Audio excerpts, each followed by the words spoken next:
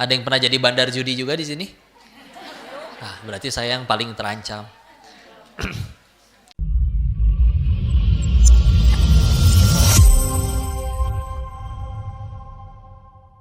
Jadi jangan dipanggil ustadz, masih belajar, santri sebetulnya mah, ya. Dan suka dikasih syarat kalau pengen ngaji sama Ko Denis teh, gajah amat yang ngaji pakai syarat, tapi penting soalnya. Syarat yang pertama yang diingat jangan si kokonya, tapi pencipta si kokonya, ya. Kalau pulang dari sini yang masih diingat, si koko begini dan begitu, bisa jadi saya yang gagal.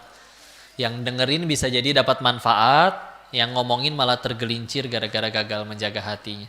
Mohon doanya ya.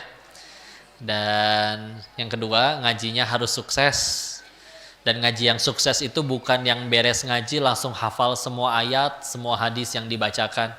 Bagus itu juga, tapi yang lebih baik lagi adalah sepulang dari sini pengen tambah dekat sama Allah.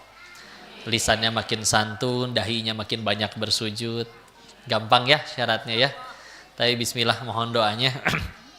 Karena sekali lagi, kalau ngelihat orang yang sehari cuma 5 waktu sholat gitu ya, bismillah masih bisa ke surga itu teh. Kenapa? Karena saya tahu dosa dia pasti nggak sebanyak saya. Ada yang pernah jadi bandar judi juga di sini? Nah, berarti saya yang paling terancam. Kok udah tobat, tapi nggak pernah dapat email, SMS, selamat tobat Anda telah diterima, nggak pernah. Ya, sama kita sholat juga tadi sholat subuh misal nggak dapat email, selamat sholat subuh Anda udah diterima. Karena mungkin kalau keterima udah kita screenshot, jadiin status. Gara-gara dijadiin status, ria, jadi gugur pahalanya.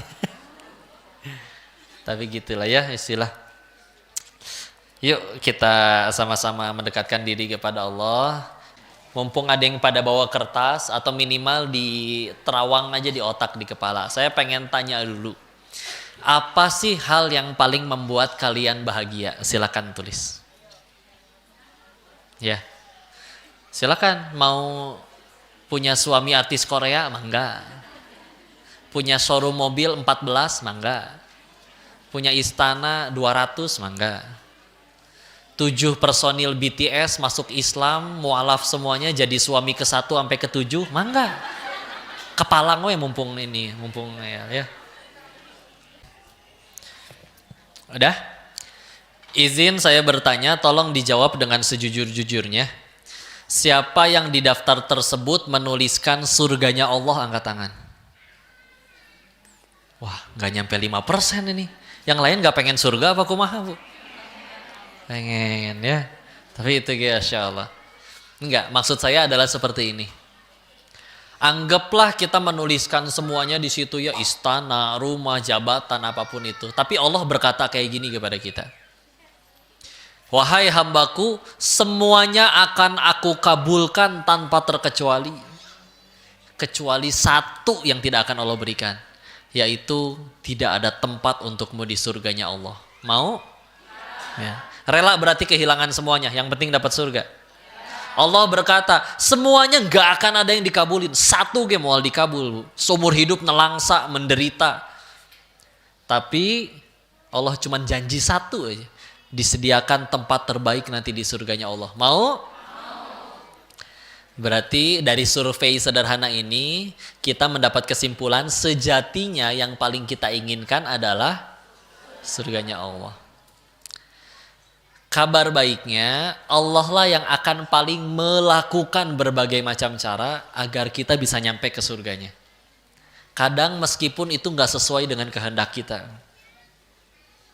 Kabar buruknya, kita tuh bahkan gak kenal sama diri kita sendiri. Berarti sebetulnya kita tuh gak kenal sama diri kita. Tapi kadang ketika yang Maha Tahu menetapkan ketentuannya pada kita yang tidak tahu, biasanya suka sok tahu.